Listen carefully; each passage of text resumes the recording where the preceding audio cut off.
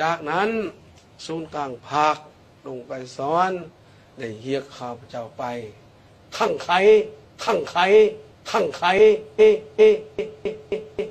เนื้อไปขั่งไขไปจัดตั้งคณะกองบัญชาการสูงสุด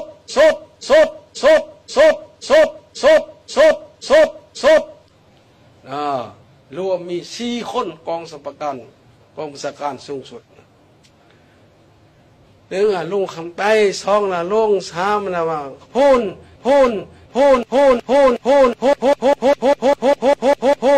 4ละสิงคโปร์ลุงสิงคโปร์ตั้งเป็น4 กองคณะกองบัญชาการสูงสุดเลย4 คนฉะนั้นลุงจังถือแต่งตั้งเป็นหัวหน้าเสนาธิการสูงสุดเฮาจะไปอิงใส่คนอื่นบ่ได้บ้านนี้อิงใส่พงศดี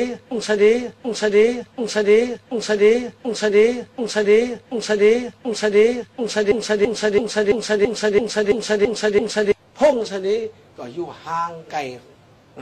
เวียงจันทร์เคลื่อนทับไปมากกว่ายากสปันเฮาไม่ติดกับจีนเด้ต้องอิงชื่อจีนได้ให้จีนช่วยเรือนะมันจังใดไหนนะได้เลือกเต้นข้างแน่แหละ